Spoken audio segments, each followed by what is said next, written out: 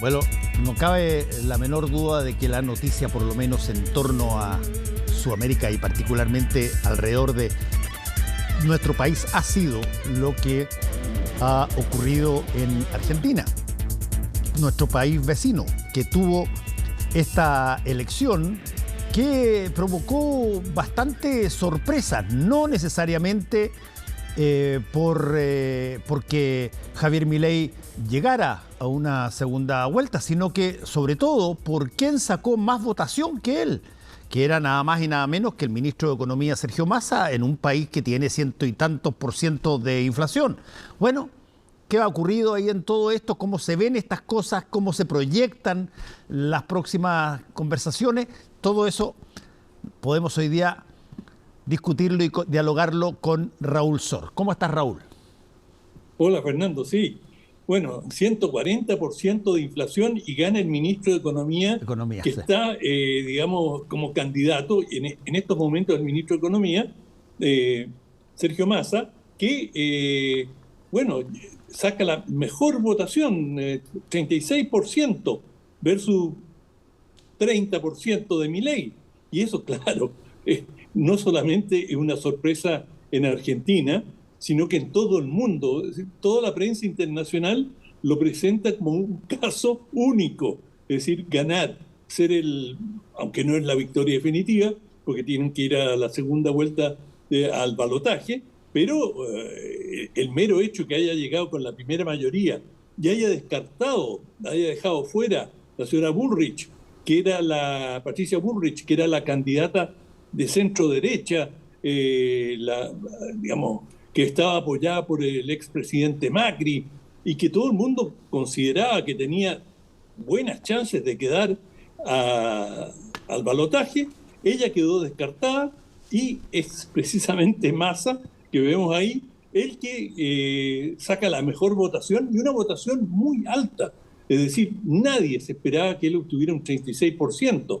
Es decir, de todas maneras, Milei primero y segundo Massa, si es que ocurría así. Bueno, esta es una gran sorpresa. Y tú estabas recién hablando con Pepe Out, que es un gran conocedor en materias de encuesta, y él bromeaba que no tuvo fe en sus predicciones y a último minuto se dejó llevar por toda esta idea de que Milei iba a obtener una muy buena votación. Y en Argentina, si hay un derrotado, son las encuestadoras. Muy pocas acertaron y muy pocas dijeron que Massa iba a quedar primero. Hubo una específicamente de una empresa brasileña que también acertó en las PASO, en las elecciones anteriores, y fue la única, o casi la única, que vaticinó o estuvo cerca del resultado. Pero la gran mayoría quedó totalmente con resultados errados, y eso también es parte de un fenómeno que se viene dando en muchos países, que las encuestadoras son cada vez menos confiables, y en parte porque muchas de ellas trabajan para distintas campañas, es decir, están contratados por las campañas. Eso no quiere decir que necesariamente digan lo que les piden sus mandantes o quienes les pagan, pero tienden a seleccionar los resultados. Es decir, si una campaña les ha pedido una encuesta, van a entregar, si aparece el candidato que les ha solicitado el estudio, aparece tercero o cuarto lugar, pero van a buscar un rasgo. ¿Quién es el candidato más confiable? Entonces van a decir, el más confiable es aquel que nos comisionó la encuesta. Además, hay encuestadoras que no son tan honestas, pero partimos de la base que muchas de ellas sí lo son y cometen errores y, como se dice, a veces maquillan las cifras, es decir, ponen las cosas desde una perspectiva que no te permite evaluar. Sí, pero ahora ahí hay una cosa bien interesante, Raúl, que tiene que ver con una variable que me parece súper importante en todo lo que tiene que ver con las elecciones, que es, no te digo que, no quiero ponerlo en términos de estas etiquetas clásicas que decían los abuelitos, que digamos naturaleza humana, pero no, lo que digo es que en materia de encuestas sobre elecciones políticas de esta envergadura, presidenciales, o que hay mucha diferencia entre candidatos, es bastante difícil hoy conocer muy de antemano si es que hay una desproporción lanzada entre un candidato y otro, porque, y tú lo estás viendo en lo que ha pasado en Europa y lo que ha pasado en otras partes de Sudamérica, las fluctuaciones, los péndulos en términos políticos se están transformando en un estándar más que en una excepción. Es cierto, y también a eso contribuye lo que está pasando en muchas sociedades, que hay una cierta despolitización o desideologización, y que, digamos, el voto tiende a ser muchas veces por temas locales, por temas puntuales, y no por grandes opciones ideológicas. Y en la medida que eso ocurre, ahí la gente decide casi en la urna por quién van a votar, o se dejan influenciar por sus amistades. Claro, se hace cada vez menos previsible. Y ese es un fenómeno que se está apreciando en muchas sociedades. Pero en esta segunda vuelta, y que siempre se dice que es una nueva elección, todo indica que va a ser una elección dictada por sentimientos negativos más que positivos. Es decir, uno normalmente debería votar por aquel que encarna o aquella que encarna nuestros ideales, que está más próxima de nuestras ideas. Sin embargo, aquí parece lo que se está configurando y lo que se ha visto en algunas encuestas es que la gente va a decidir, o muchos van a decidir su voto en función de a quién rechazan menos. Y hay dos grandes variables que están presentes y que han sido ya estudiadas y están apareciendo en las encuestas, y son, por un lado, el miedo, y hay mucha gente que tiene miedo a Milei y que no van a votar por él, no tanto porque estén a favor de Massa, sino que tienen mucho miedo de lo que represente Milei, algunas de sus ideas, por ejemplo, la disolución del Banco Central,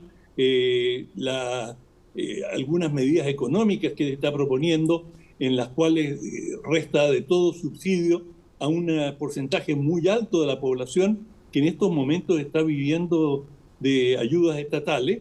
Bueno, eso por supuesto le genera viento en contra, y hay además algunas ideas de Milei que ha sido muy agresivo. Incluso ayer era llamativo en su discurso, trató a los radicales argentinos, el Partido Radical, a la Unión Cívica Radical, los trató de traidores. Bueno, ese era uno de los partidos en el cual un porcentaje significativo de su militancia, que habían estado con la centro derecha, podrían haber, era una de las esferas donde él podría haber buscado crecimiento. Y en la noche de las elecciones, tildarlo de traidores, bueno, no es exactamente la idea que tú tienes de una política de alianza. Y por lo tanto, el miedo pasa a ser un factor importante en la segunda vuelta. Y por otra, el rechazo. Hay un rechazo casi visceral contra sectores y contra el peronismo por vastos sectores de la población que están, según lo señalan, hastiadas de tener el peronismo durante los últimos 60 años gobernando en forma, digamos, con pocas interrupciones. Han estado gobernando, salvo la dictadura militar, por supuesto, han estado gobernando la Argentina, y lo culpan de los últimos desastres económicos y de la corrupción y digamos, los vaivenes, porque claro, hay, digamos, gobiernos de bastante derecha peronista, como el gobierno de Menem, y gobiernos más izquierdistas como el de Cristina Fernández.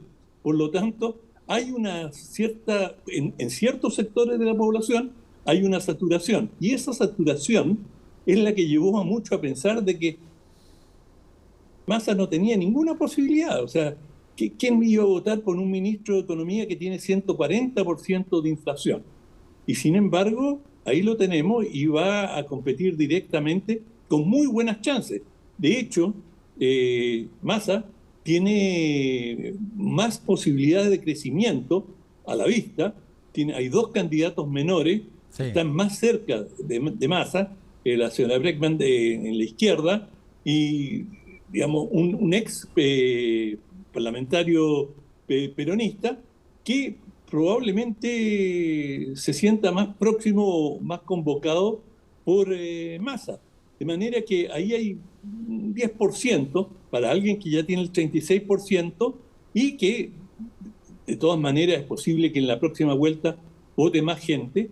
Y un fenómeno que se observó en esta elección, que los alcaldes, intendentes como lo llaman en Argentina, los alcaldes, y los hay muchos peronistas, se volcaron y se jugaron de una manera que no lo habían hecho en las elecciones PASO, que eran donde se seleccionaban a los candidatos que iban a participar en esta elección. Bueno, allí los alcaldes fueron un poquito remolones, por decirlo así, menos jugados, y en esta elección todos los antecedentes que se han recabado es que jugaron un rol determinante y ya se sabe desde hace mucho tiempo, no solamente en Argentina, en Brasil, en Chile, los alcaldes juegan un rol creciente y tienen una capacidad cada vez mayor de convocatoria.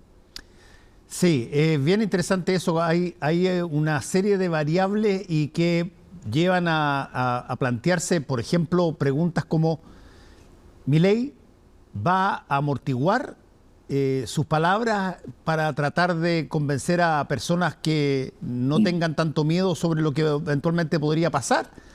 ¿Va a acelerar más todavía en el sentido inmediatamente inverso, a pujar y acusar y delatar, así como al Papa le dice que es el maligno? Qué sé yo, ¿qué le cuesta decir, si es que al Papa le dice que es el maligno y el Papa es argentino, qué le cuesta decir eso de un competidor electoral? Es mucho más. Y por lo tanto, hay una gran duda que le he conversado con algunos amigos míos argentinos hoy día sobre cómo crees tú que se va a poner, de alguna manera, a posicionar Milei para este balotaje. ¿Es el mismo Milei que vimos hasta ahora o es un Milei que entiende que necesita ir a buscar gente que no le tenga tanto miedo? Bueno, si tomamos como ejemplo lo que te señalaba del discurso de anoche, de acusar de traidores a los radicales, a la Unión Cívica Radical, que es un partido muy bien implantado, tiene presencia en todo el país, es un partido antiguo, y tú los descartas y los llamas traidores, que además es el peligro de generalizar. O sea, puede que hayan habido algunos dirigentes de este partido, de la UCR, que no habrán cumplido con los compromisos y eso le causó cierta decepción. Pero llamarlos públicamente, cuando tiene su mayor audiencia el día de las elecciones, llamarlos traidores, creo que te responde a la pregunta. Creo que uno de los problemas de Milei es que no tiene filtro. Es decir, y ya ha dicho, como tú bien señalabas, digamos, cuestionar al Papa, ha hecho una serie de cuestionamientos y planteamientos contra la clase política que finalmente generan más desconfianza que confianza. Y por lo tanto, cuesta ver que él pueda remontar esta diferencia y que va a encontrar suficiente espacio. Sin duda, algunos de los votantes de la señora Bullrich van a ir, él los va a poder captar, no cabe duda, pero no creo que el conjunto. Y las aritméticas, y esto siempre es peligroso, pero las aritméticas formales le darían suficiente espacio como para ganar. Pero, mira, después de todo lo que hemos visto y hemos comentado, yo no apostaría. Sí, pero en todo caso, interesantísimas las elecciones en Argentina. Muchas gracias, Raúl. Sin duda. Muchas gracias, Raúl. Que te vaya bien. Chao. Hasta mañana. Chao. Hacemos una pausa y volvemos con el ojo.